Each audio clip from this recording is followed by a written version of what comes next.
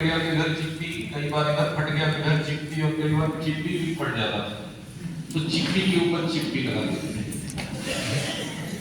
देखो आप लोग मजा ले लो, गरीब लोगों से लोग मजा ही लेता है। मेरे भाई मेरे दोस्त, मैं क्यों सुना रहा हूँ अपने बारे में? आज मैं अपने बारे में सुनाने नहीं आया।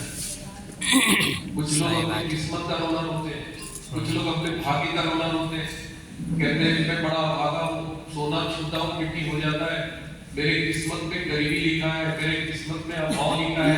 अरे मैं चैलेंज करता हूँ, जो सबसे गरीब है ना, उससे भी ज्यादा मैं गरीब था। जो अपने आप को सबसे गरीब कहता है उससे भी ज्यादा मैं गरीब था, और आज जो सबसे अमीर कहता है उससे भी ज्यादा अमीर हूँ।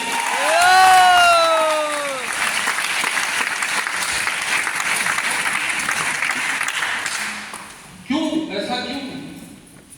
फिल्मों में सब देखा करते थे ऐसा होता है, लेकिन आपसे में ऐसा होता है, हकीकत होता है। अभी मेरी वाइफ बोल रही थी कि यहाँ पे सफलता मिलती है, लोग सफल होते हैं। शुरू में विरोध करती थी, लेकिन बोलती थी आज मैं उनके साथ खड़ा हूं। तो जिंदगी बहुत अभाव में बीता, बचपन बहुत अभाव में बीता। जैसे जैसे हाई स्कूल पास किए, हाई स्कूल पास करने के बाद मैं ट्यूशन पढ़ाने लगा छोटे छोटे बच्चों को, LKG UKG क्लास 2 क्लास 3 के बच्चों को घर घर जाके नॉक करता था कि आपके घर में कोई बच्चा है। लोग पूछते थे क्या करना है, मैं बोलता था सर पढ़ाऊंगा।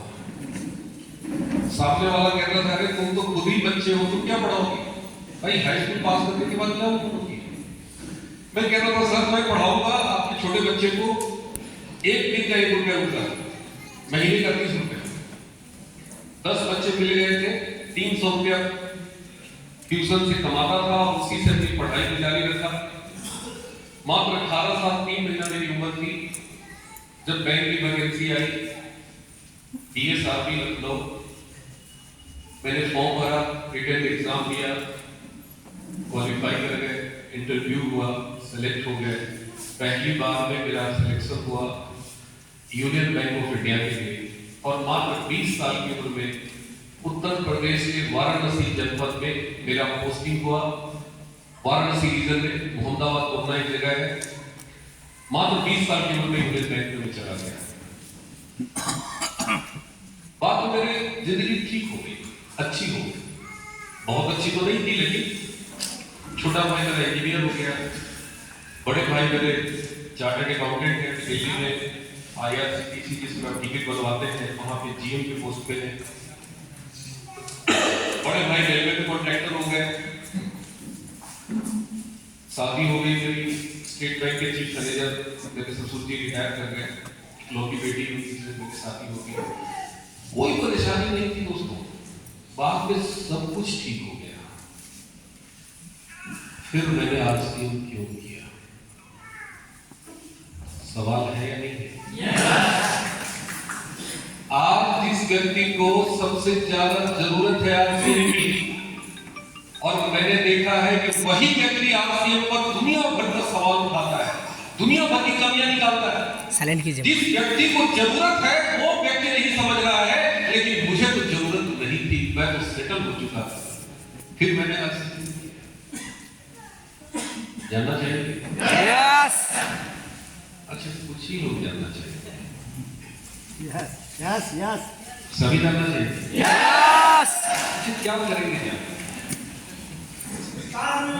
क्यों जानना चाहते? स्टार मूवी तो बहुत दूर की चीज है, रॉयल्टी करने में दम निकल जाए। स्टार मूवी तो बने हुए मैं ये नहीं बोलता कि पहले रॉयल्टी पर भी दिखाई, कि जो हमारे रॉयल्टी जीवन चढ़े ना, इनसे पूछना अकेले में जाकर कि सच में दम निकला था क्या? समझ रहे हैं, रॉयल्टी पहले बोलना है। ऐसा कुछ नहीं है। मैं आपको बताने जा रहा हूं कि मैंने क्यों किया इस बिजनेस को। देखिए बहुत सारे लोग कहते हैं कि भाई साहब RCM में सफलता नहीं मिलती है, बहुत मुश्किल है, एक चीज है, तमाम तरह की बातें करते हैं। लेकिन मैं आपको आज ये बताने आया हूं कि आपसी बिजनेस में जितनी आसानी से सफलता है, शुरू में थोड़ा संघर्ष है, स्ट्रगल है, लेकिन उसके बाद की जो लाइफ है वो बिल्कुल नेशनल हाईवे है। क्या है? National highway. लेकिन नेशनल हाईवे अचानक से नहीं मिलती है।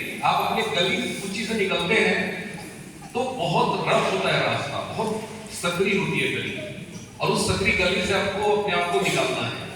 और एक बार निकल गए, हाईवे पे पहुंच गए, तो फिर आपकी गाड़ी की स्पीड कम नहीं होती। मैं बैंक की नौकरी कर रहा था, बैंक में मेरा भविष्य उज्जवल था। आज हमारे बैंक के लड़के यूनियन बैंक में सीनियर मैनेजर के पोस्ट पे हैं। महीने की सैलरी उनकी तकरीबन 1.5 लाख रुपए महीने अर्न करते हैं वो। बैंक ने उनको कार दिया है, गाड़ी दिया है, कार में भरने के लिए पेट्रोल का पैसा देती है बैंक, मकान का किराया देती है बैंक, घर में सोफा, फर्नीचर, बेड खरीदने के लिए बैंक पैसा देती है, अखबार खरीदने के लिए पैसा देती है, बच्चों को स्कूल फीस देती है, पढ़ने के लिए, घूमने फिरने के लिए बैंक पैसा देती है। अरे क्या क्या करने के लिए देती है, मैं कैसे बताऊं, कितना बताऊं। अब आप अंदाजा लगा सकते हैं कि इतनी अच्छी जॉब, इतना अच्छा कैरियर को छोड़ के व्हाट आई एम डूइंग। बड़ा बेवकूफ आदमी है ना आपके सामने खड़ा। एक आदमी बोला कि सर इतनी अच्छी नौकरी आपने आरसीओ के लिए छोड़ दी। मैंने कहा जी छोड़ दिया। बोले मैं भी जुड़ा था। तो क्या हुआ? बोले आरसीओ को छोड़ दिया। मैंने कहा आपने आरसीओ को छोड़ दिया? अरे मैंने तो आरसीओ के लिए यूनियन बैंक की नौकरी छोड़ दी।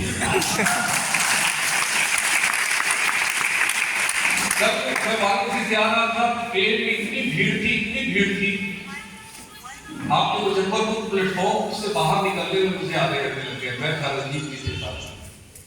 कितनी रश थी, पता है किस चीज की? नौकरी के लिए वैकेंसी के लिए, अरे नौकरी के लिए भी जाते लोगों को टीचर्स भर्ती परीक्षा चली बिहार में। भाई साहब, मेरे साथ एक लड़का था जो ट्रेन में आया बैठाने, बोला कि सर कुछ लड़कों को बताइएगा। मैंने क्या? बोले तुम जिसके लिए परीक्षा देने जा रहे हो वो 12 साल नौकरी करके छोड़ दिया। शायद आपकी बात मान ले। बेटा अगर मैं गलती से बता दिया कि नौकरी छोड़ के आरसीओ कर रहा हूँ, रिजाइन करके, तो ये सब मिल के मुझे भर दम पीटेंगे। बेवकूफ बना रहे, लोगों को विश्वास ही नहीं होता है, भरोसा नहीं होता। सही बात है ना।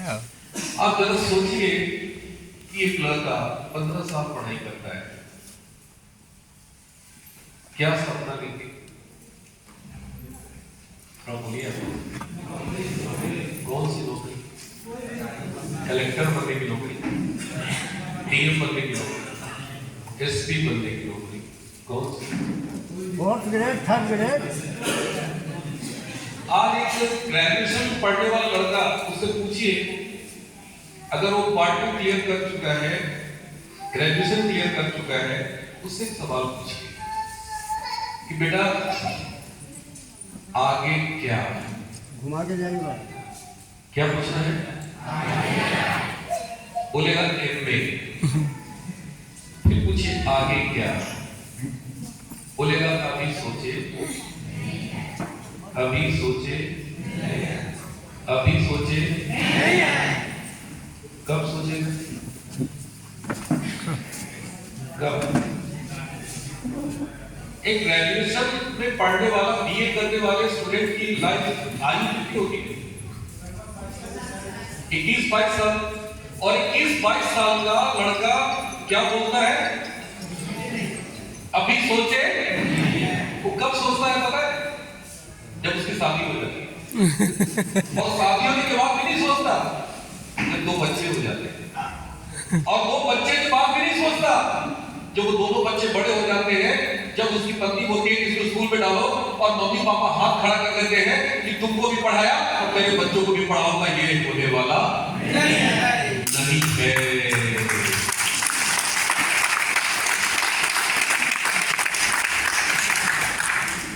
तब मम्मी पापा दुश्मन नजर आने लगते हैं।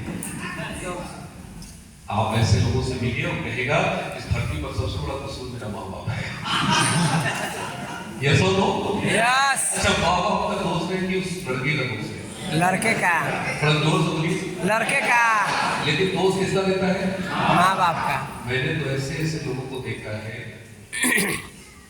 कि बेचारे माँ बाप जिंदगी भर नौकरी करके उस लड़के को पाल पोस के बड़ा किए, फिर उसके लड़के को भी पाल पोस के बड़ा किए, और जब वो बेचारा माँ बाप रिटायर हो जाता है उसका पेंशन खाता है उसका पोता, उसका बेटा, और उसके बावजूद अपने माँ बाप को गाली देता है।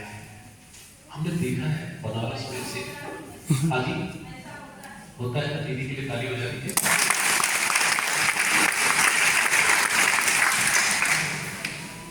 अरे ऐसे ऐसे धरती पे लोग हैं पड़े हुए जिनका काम ही है गाली देना। क्या काम है? थोड़ा जोर से बोलिए। सबसे पहले माँ बाप को गाली देंगे, उनसे पूछिए कि अरे तुम्हारा भाई डॉक्टर हो गया, तुम क्यों फेल हो गए? पता क्या बोलता है? मेरा माँ बाप ना हमको ठीक से पढ़ाया नहीं। अरे जिस स्कूल में पढ़ते थे तुम्हारा भाई भी तो उस स्कूल में पढ़ता था। अरे क्या कहें, उस स्कूल का टीचर जो था ना वो बहुत बदमाश था, वो हमको देखना ही नहीं चाहता था। हमारे भाई को करता था कोऑपरेट, हमको नहीं करता। टीचर खराब है, माँ बाप खराब है, उनसे पूछिए कि आपके गांव का प्रधान कैसा है? अरे सबसे बड़ा चोर है। उनसे पूछिए आपके विधायक कैसे है? अरे सबसे घटिया आदमी। आपके मंत्री कैसा? बेकार। मुख्यमंत्री कैसा? बेकार। प्रधानमंत्री कैसा? बेकार। सब बेकार है। सबसे अच्छा तो जिंदगी अच्छी होगी। ऐसे लोग हो सकता है कुछ लोग यहाँ भी बैठे हैं, मैं जानता हूँ, घूर घूर के देख रहे थे लोग, कह रहे निकल साले बाहर बता। माफ कर दो मेरे दोस्त, सबसे कुछ कड़वा होता है, सबसे कुछ स्वीकार कर लो मेरे भाई। ये दुनिया बड़ी हसीन है। हमारे माता पिता सबसे अच्छे हैं। धरती पर अगर कोई सबसे खूबसूरत है, मेरे लिए कोई सबसे ज्यादा कीमत चुकाया है तो हमारे मम्मी पापा ने चुकाया है।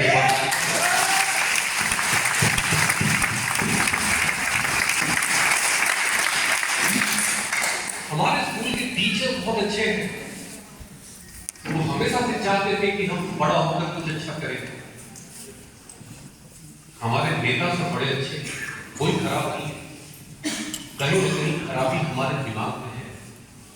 कहते हैं कि आप के साथ चश्मा लगाएंगे सब कुछ आपको वैसा वैसा नजर आएगा। लाल चश्मा लगाएंगे लाल दिखाई देगा, काला लगाएंगे काला दिखाई देगा, सफेद लगाएंगे सफेद दिखाई देगा, अच्छे का चश्मा लगाएंगे सब अच्छा दिखाई देगा, और बुरे का चश्मा लगाएंगे सब बुरा नजर आएगा। हमें क्या करना है? चश्मा बदलना है। आरसीएम क्या करता है? आरसीएम कभी नहीं कहता कि किसी को आरसीएम न कर दो, किसी को रंग दो आरसीएम के रंग में। नो, आरसीएम कहता है अपने आप को आरसीएम के रंग में रंग दो, सारी दुनिया रंगी नजर आएगी। एक व्यापारी था, बिजनेसमैन था, उसका व्यापार बहुत घाटे में चल रहा, नुकसान हो रहा, लगातार नुकसान नुकसान नुकसान, वो टूट चुका था। उसे किसी ने बताया कि बाबा है, बाबा के पास है। गया बाबा के पास, बाबा ने देखा उसके हाथ को, बोला बेटा तेरे ऊपर ग्रह है। बोला कौन सा ग्रह है बाबा? बोला शनि ग्रह है, कुछ भी करेगा फेल हो जाएगा। बोले कैसे शनि ग्रह कटेगा? बोले तरीका बहुत आसान है, तुम सिर्फ हरा रंग देखो। क्या देखो? बड़ा जोर से बोलिए, हरा रंग देखो। वो व्यापारी आया, बिजनेसमैन आया अपने घर पे, अपने घर की दीवार को हरा हरा रंग रख दिया, पंखे को हरा रंग रख दिया, पत्नी को बोला कि चेहरे पे हरा रंग लगा के आना, पर मेरे सामने आना मत करो ना। हरा साड़ी, हरा चेहरा, बच्चे को हरा, सब कुछ हरा हरा कर दिया। हरा देखने लगा, कमरे में बंद रहने लगा, धंधा चल गया। मुनीम ने कहा कि कस्टमर की भीड़ लग गई, तो चमत्कार हो गया। पैसा तो खूब कमा लिया 3 साल में, लेकिन उसकी स्वास्थ्य चौपट हो गई। चूंकि घर में बंद रहता था, डर से निकलता नहीं था कि बाहर जाएंगे तो दूसरा रंग देखने को मिलेगा। अब स्वास्थ्य खराब हो रहे हुआ क्या, इस समस्या का समाधान किसके पास है? बोले चलो उसी बाबा के पास। सब लोग बाबा के पास गए, उसको लेकर गए और बोले बाबा आपके कहे अनुसार ये हरा रंग देखने लगा, इसका धंधा चल निकला, लेकिन इसको स्वास्थ्य ऊपर से बाबा उपाय बताइए। बाबा ने पूछा कि तुम हरा रंग कैसे देखते हो? उसने बताया कि घर की दीवार को हरा रंग करती है, पंखे की हरा रंग, पत्नी की हरा रंग, और घर से निकलते नहीं है, घर में बंद रहते। बाबा ने कहा कि अरे बेवकूफ, मैंने तुम्हें हरा रंग में रंगने के लिए थोड़ी बोला था, मैंने तो कहा था हरा रंग देखो। तुम हरे रंग का चश्मा लगा लेते, सारी दुनिया तुमको हरा हरा नजर आता है। बिजनेस में बिल्कुल वैसा ही है दोस्तों, यहाँ किसी को समझाना नहीं है, यहाँ पे समझना है। इस बिजनेस में जोड़ना नहीं है लोगों को, इस बिजनेस से जुड़ना है। लोग गलती क्या करते हैं, इस बिजनेस में आते तो हैं लेकिन 99% दूसरों को लाने के चक्कर में शहीद हो जाते हैं। क्या हो जाते हैं? शहीद। बड़ा जोर से बोलिए। आज से 18 साल पहले जुलाई 2005 में इसी तरह की एक मीटिंग थी और उसमें मुझे किडनैप करके जबरदस्ती पकड़ के लाया गया। पहली बार अपनी मर्जी से कोई नहीं आता। मुझे पता है यहाँ पे आधे से ज्यादा लोग किडनैप होके आए। कितने लोग आए? कितने लोग आए? हाथ लगाया करागी ओ सुनिए मुझे पता है रस्सी लगा के आया। फिर हाथ क्यों नहीं खड़ा कर रहे? किडनैपर बगल में बैठा है। अब सोच रहे आ ही गए हैं तो झेल लो। मैं भी पहली बार किडनैप हो गया है। किडनैपर बाहर वाला नहीं होता है, घर के लोग होते हैं। मेरा छोटा भाई हमें पकड़ के लाया। मीटिंग थी हमारे ग्रेट एम्प्लॉय आदरणीय सुजीत कुमार सिंह जी, एक बार जोरदार तालियां।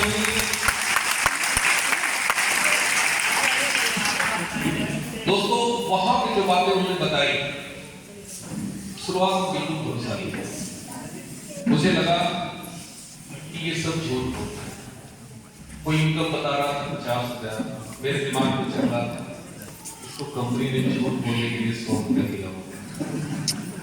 एक आदमी ने बताया अपनी इनकम 1.5 लाख, तो मेरे दिमाग में चला इसको 150 रुपया मिला होगा। बिल्कुल बैंक वाला आदमी किसी पर भरोसा नहीं करता है। मेरे अंदर कुछ वैसे ही स्वभाव आ गया।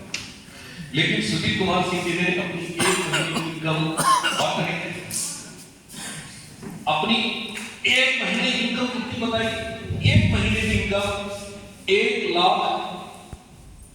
आज से 18 साल पहले की बात बता रहा हूं। मैं पीछे से खड़ा होकर बोला कि भाई साहब 1,25,000 देखे हो कितना होता है? क्योंकि मैं बैंक वाला आदमी था, नोट गिनता था। आप सुनते हैं 1,25,000 में रोज गिनता था। साथियों मेरे ब्रांच मैनेजर की सैलरी उस समय 25,000 थी। मेरी खुद की सैलरी 14,956 रुपये थी, और वो भी 10 साल सुबह से शाम गधे जैसे काम करते थे। गधा देखा है कुछ ही लोगों ने देखा है। मुजफ्फरपुर में गधा नहीं है क्या? अगर नहीं देखा है तो बैंक में चले जाना, गधे आपको नजर आएंगे। देखो गधा और घोड़ा कैसे फर्क करोगे कि कौन गधा है कौन घोड़ा है? दूर से देखने में तो एक जैसा ही लगता है। 4 टांग गधे के भी घोड़े के मैं आपको तरीका बताता हूँ। घोड़ा जब भी देख रहा है उसका गर्दन ऐसे होता है और गधा देखता है बैंक वाले में कैसे होता है? अच्छा तो बैंक वाला बैठा नहीं, एक बैंक वाला नहीं है, चलो टाई वाला है, वो आरसी वाला है, वो तो आरसी वाला है। देखिए मैं क्या बताना चाहता हूँ, बहुत काम करते थे बैंक में और सैलरी कितनी थी? 15,956, 1,100, 1,000 बढ़ा देता हूँ। 18 साल पहले की बात बता